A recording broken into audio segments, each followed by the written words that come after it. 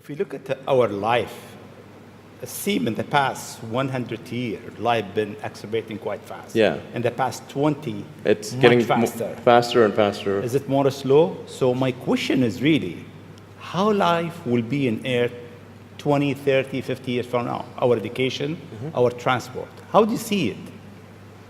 Well, I think this is one of those things that's quite difficult to predict. When you think of, say, the first controlled powered flight was 1903 with the Wright brothers. And then 66 years later, we put the first people on the moon. I mean,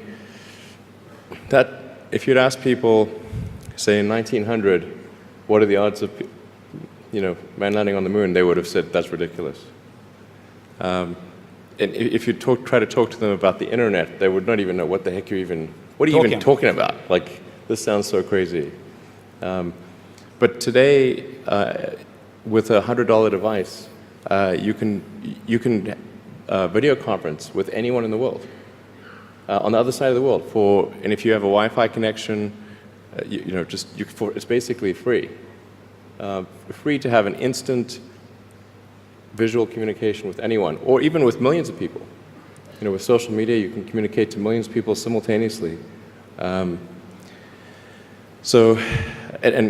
can Google something and ask any question. It's like an oracle of wisdom that you can ask almost any question and get an instant response. It would have been incredibly difficult to predict these things in the past, even the relatively recent past.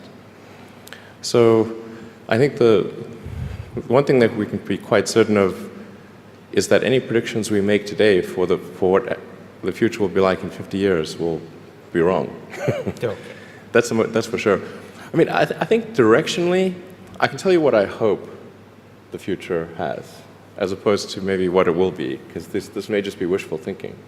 I hope we are out there on Mars and maybe beyond Mars, the moons of Jupiter.